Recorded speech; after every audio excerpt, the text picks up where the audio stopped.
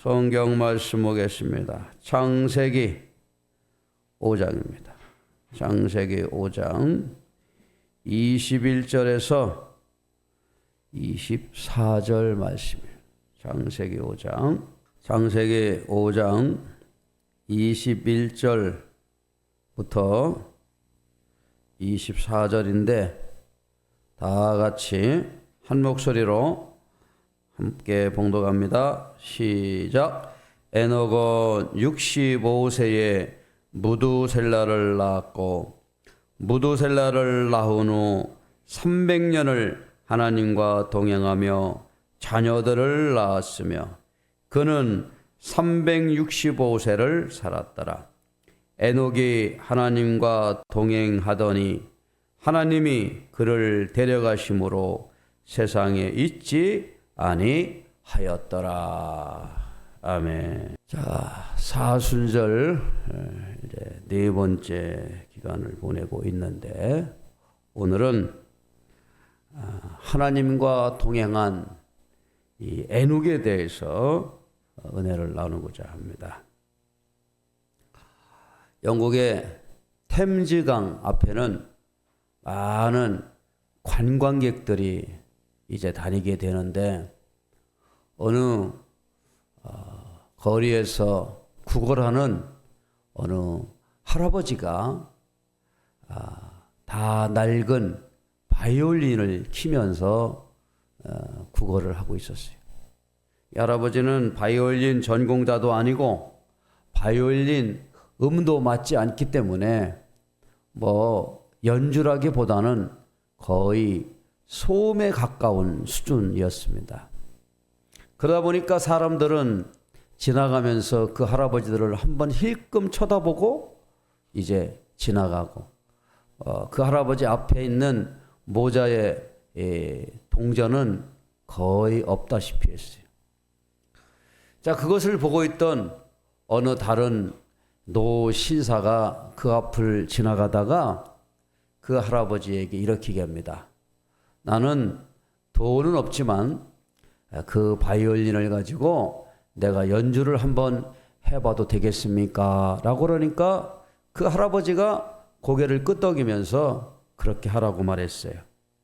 자, 이 노 신사는 바이올린 줄을 맞추고 음을 다 정리한 다음에 바이올린을 연주했습니다. 이 노 신사가 연주한 이 음악에 지나가는 사람들은 발걸음을 멈추고 그 사람이 연주하는 그 연주를 다 들었어요.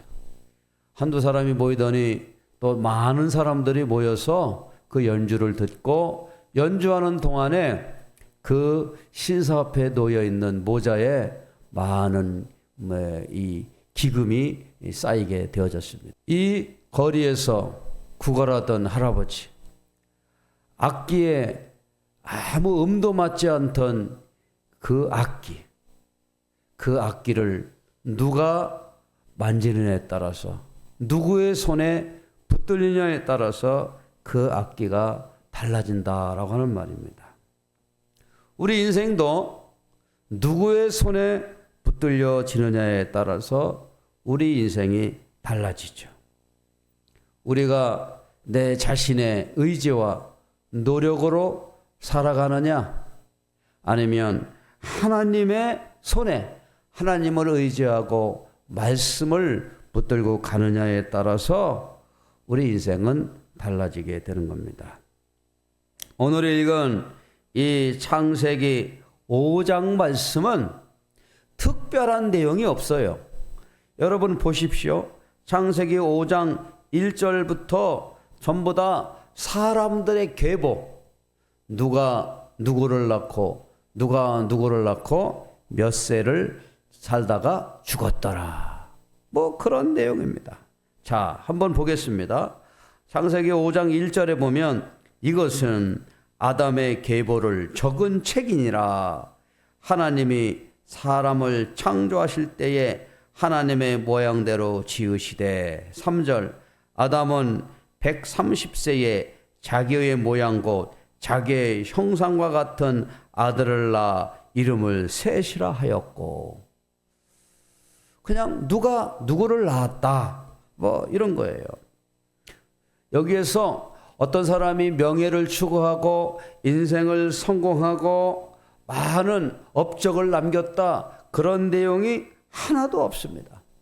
그냥 누가 태어나서 누구를 낳았다, 누구를 낳았다, 얼마를 살다가 죽었다, 그것이 끝입니다.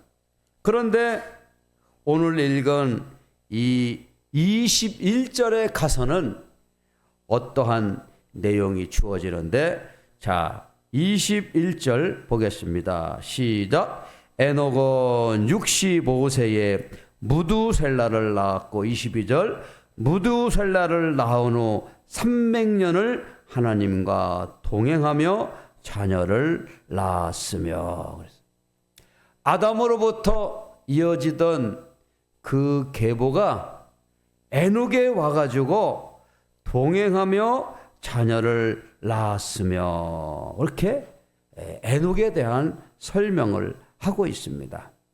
에녹은 65세에 무두셀라, 65세, 지금으로 말하면 아주 나이가 많은 노인이지요. 그 노인이 무두셀라를 낳았는데 그 무두셀라를 낳은 후 300년을 하나님과 동행했다라고 하는 겁니다. 그러니까 이 65세에 이제 더하기 300년 하면은 몇입니까? 650 정도 되겠죠. 자, 그리고 여기 보면 에녹이 아브라함처럼 무슨 하나님의 말씀을 따라가고 어떤 제사를 드리고 어떤 그런 것을 한 일이 없어요. 에녹이 한 일이라고 하는 것은 동행하며 하나님과 동행하며 자녀를 낳았다라고 하는 것밖에 없습니다. 하나님과 함께 했다라고 그러는 거예요. 자, 에녹이 어떻게 하나님과 함께 했는지 그 기록이 이 창세기 5장의 아주 중요한 핵심 포인트가 되는 것입니다. 자, 우리가 그래서 창세기 5장을 읽을 때 이 내용을 간과하고 읽으면 뭐 그런가 보다 그러고 말 텐데, 이 에녹이 이 300년을 어떻게 보냈는지 성경 여기저기 몇 군데에 그 내용이 나옵니다. 히브리서 11장 5절에 보면 에녹은 하나님과 함께 보낼 때 하나님을 기쁘시게 하는 자였다라고 이렇게 이야기하고 있어요. 자, 그리고 오늘 이 창세기 5장을 읽어보면 에녹은 그 당시 상당히 어려운 환경에 살아갔던 사람이었어요. 자, 그 4장을 보겠어요. 4장 23절을 보면 라멕이 아들들에게 이르되 아다와 실라여 내 목소리를 들으라. 라멕의 아내들이여 내 말을 들으라. 나의 상처로 말미암아 내가 사람을 죽였고 나의 상함으로 말미암아 소년을 죽였도다. 아담이 하와와 동침하면서 가인을 낳고 그리고 아벨을 낳았는데 이 가인의 자손들 중에 이와 같은 일들이 벌어졌어요. 그리고 이 셋의 그 후손들 중에 에녹이 나오게 되었는데 에녹은 아담의 7대 손이 되었습니다. 그리고 노아의 친할아버지가 에녹이에요. 그런데 에녹이 살던 시대에는 이 라멕과 같이 가인의 계보의 사람들이 살인을 아주 많이 저지르던 이러한 때에 에녹이 살아간 것입니다. 자, 분위기가 이런 상황이에요. 가인의 자손들 라멕이 많은 사람을 죽이고 또 죽이는 이러한 상황. 그런데 에녹은 하나님의 말씀을 따라서 더불어 동행하는 사람이었다 그랬어요. 미가서 6장 8절에 보면 사람이 주께서 선한 것이 무엇임을 내게 보이셨나니 여호와께서 내게 구하는 것이 오직 공의를 행하며 인자를 사랑하며 겸손히 내 하나님과 함께 행하는 것이다 그랬어요. 특별히 우리가 이 세상에 살면서 성공을 하고 어떤 업적을 남기는 것이 아니어도 믿음으로 하나님의 말씀을 따라서 하나님의 뜻을 따라서 함께 가는 것이 하나님을 기쁘시게 하는 것이다 라고 그러는 거예요. 에녹은 다른 게 없었습니다. 당시 라멕과 그 주변의 환경이 열악하고 많은 사람들은 자신의 기득권을 위해서 사람을 죽이고 살인을 정당화하는 이런 가운데에서 에녹은 그저 하나님과 함께하며 자녀를 낳고 살아갔던 거예요. 오늘날도 마찬가지입니다. 믿음이라고 하는 것은 어떠한 신학적인 큰 어떤 업적을 남기고 큰 교회를 부흥을 시키고 성경의 어려운 난제를 해석하고 설명하고 그것도 하나님의 일이긴 하지만 그보다 더 중요한 것은 묵묵히 주의 길을 에녹과 같이 가는 거다라는 거예요.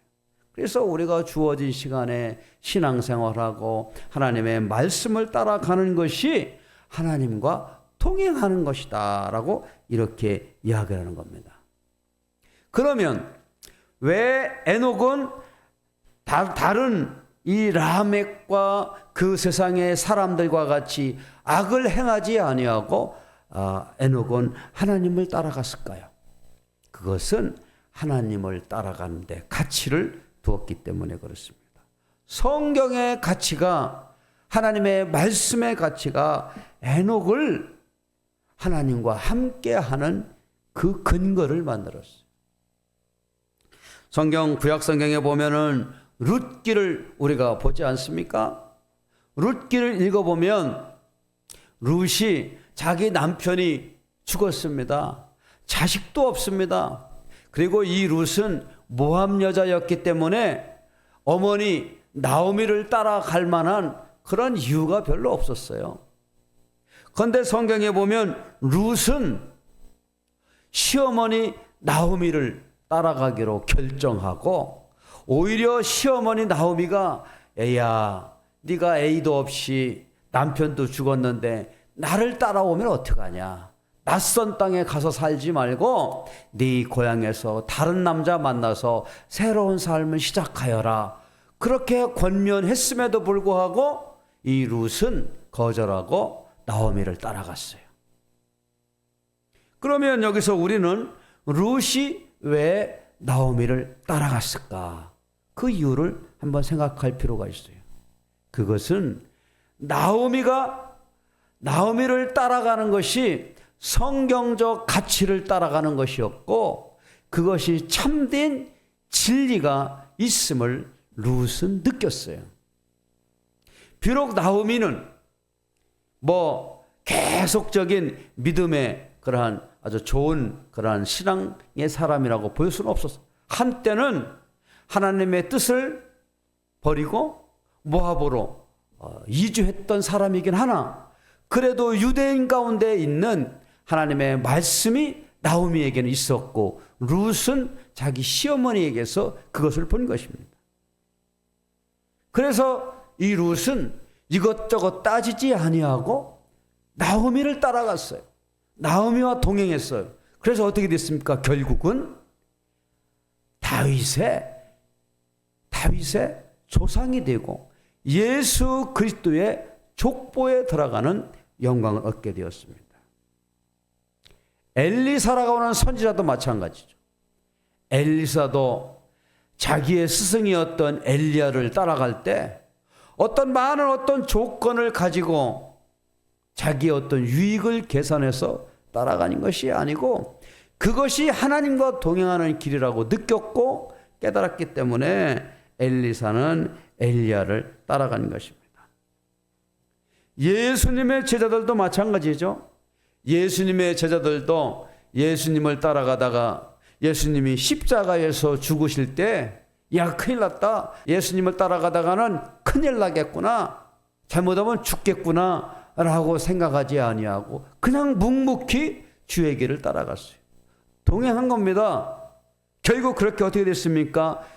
예수님의 제자들로서 하나님이 주신 사명을 감당하고 아름다운 인생을 마치게 된 것이죠.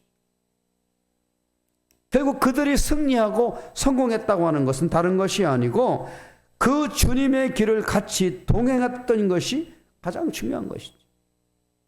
자, 하나님을 따라간다고 하는 것은 뭡니까? 익숙하고 편한 이러한 생활을 벗어 던지고 자신의 세계를, 자신의 가치관을 내려놓고 하나님을 향해서 나아가는 것이, 하나님을 따라가는 것이에요. 성경은 에녹이 하나님의 뜻을 따라서 갔다. 자, 에녹의 인생에 요약한 것은 없어요. 에녹이 어떻게 살았다, 노아와 같이 방주를 만들 때 어떤 일이 있었다, 별로 그런 설명이 없습니다. 그냥 한마디로 딱 정리했어요. 에녹이 하나님과 동행하였더니, 이 얘기예요. 히브리서 기자는 이 에녹을 하나님을 기쁘시게 하는 삶을 살았다라고 이렇게 설명하고 있어요. 에녹이 살던 당시에는 악한 사람들이 활개치던 그런 때였습니다. 가인의 7대 손 라멕 살인을 예찬하고 하나님을 비웃는 사악한 이러한 세계관 가운데에 에녹은 살아간 것입니다. 그런데 여기서 놀라운 사실을 발견하는 것이 있는데요. 그것은 에녹이 무두셀라를 낳고 무두셀라가 죽게 될 때에 하나님의 노아의 심판이 일어난다고 하는 것이죠. 자, 무두셀라라는 말은 하나님께서 내가 죽으면 쏟아진다, 내가 죽으면 심판이 온다라고 하는 그 히브리의 어원을 담고 있어요. 그러니까 이 에녹이 65세에 무두셀라를 낳고 그 이름을 무두셀라라고 한 이유는 무두셀라라고 하는 이름을 기억하면서 하나님의 심판을 잊지 말아라, 이런 얘기예요. 자, 여러분, 유다서를 보겠습니다. 유다서, 신약성경 유다서 14절로 15절 말씀을 읽어보면 이제 에녹 시대에 어떤 상황이었는지 우리가 보게 되는데, 신약성경 399페이지 요한계시록 앞에 있는 것이 유다서예요. 자, 유다서 14절을 제가 읽겠습니다. 아담의 7대 손 에녹이 이 사람들에 대하여도 예언하여 이르되, 보라, 주께서 그 수만의 거룩한 자와 함께 임하셨나니 이는 무사람을 심판하사 모든 경건하지 않은 자가 경건하지 않게 행한 모든 경건하지 않은 일과 또 경건하지 않은 죄인들이 주를 거스려 한 모든 완악한 말로 말미암아 그들을 정죄하려 하심이라 하였느니라. 그러니까 에녹이 65세에 무두셀라를 낳고 그 이름을 무두셀라라고 하는 말은 이제 하나님의 심판이 있음을 설명한 것입니다. 그러니까 그 에녹이 살던 당시는 아주 세상 사람들이 악하고 살인을 정당화하고 하나님을 비웃는 이런 시대에 그들이 살게 되었다라고 하는 것이죠. 자, 에녹이 이렇게 어떻게 몇 년을 살았다고요? 300년을 살았다라고 했어요. 300년. 그러면 에녹이 300년을 살 동안에 얼마나 많은 그러한 영적인 곤고함과 외로움과 어려움이 있었겠습니까? 그리고 에녹은 하나님 빨리 나를 좀 이 세상에서 데려가 주십시오. 하나님 나를 불쌍히 여겨 주십시오라고 하는 그 간구를 아마 계속 드렸을 거예요. 왜냐하면 악한 시대에서 경건하게 산다는 것이 쉽지 않기 때문에 그렇습니다. 그런데 하나님은 무두셀라를 통하여서 이렇게 말씀하셔요. 그래, 때가 있다. 기다려라. 오래 가지 않는다라고 하는 것입니다. 결국 25절인데요. 창세기 5장 25절 다 같이 읽어보겠습니다. 시작. 무두셀레는 187세에 라멕을 낳았고 라멕을 낳은 후 780년을 지나며 자녀를 낳았다 그랬어요. 그리고 성경에서 가장 오래 산 인물이 누구냐면 무두셀레래요. 무두셀레가 몇 년 살았습니까? 27절 시작. 그는 969세를 살고 죽었더라 그랬어요. 969세를 살고 죽었더라. 자, 이 얘기가 무슨 얘기냐면 노아 시대에 하나님의 심판이 있을 때가 이때입니다. 창세기 7장 11절에서 12절에 보면 자, 보겠어요. 노아가 600세 되던 해 둘째 달 곧 그 달 11의 날이라 그 달에 큰 기품의 섬들이 터지며 하늘의 창문들이 열려 40주야를 비가 땅에 쏟아졌더라 그랬어요. 노아가 몇 세요? 600세 되던 때. 노아가 600세 되던 때. 이날은 무두셀라가 969세로 죽던 날이었습니다. 성경에서 가장 오래 산 사람이 무두셀라였지만 에녹의 아들 무두셀라를 통하여서 하나님은 하나님의 그러한 이 때에 노아 홍수 심판을 통하여서 심판하셨어요. 자, 여기서 주고자 하는 교훈은 무엇입니까? 에녹은 특별한 설명이 없지만 하나님과 동행하였더니 그리고 하나님이 그를 데려가심으로 세상에 있지 아니하였다.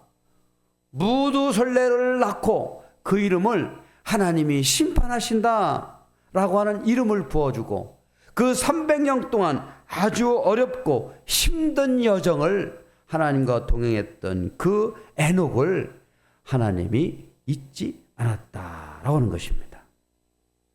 자, 결국 무두셀라가 오래 사는 이유는 무두셀라 개인을 오래 살게 하기 위함보다도 하나님이 그 백성들을 구원하기 위하여 오래 참으셨다라고 하는 그런 의미가 여기에 있어요. 자, 결국 우리도 오늘 이 말씀을 통하여 교훈을 얻게 되는 것은 무엇입니까? 에녹의 시대처럼 우리는 어렵고 힘든 시대를 살아가고 있어요. 많은 사람들이 하나님을 떠나고 하나님을 알지 못하고 조롱하는 시대에 우리도 살아가고 있습니다.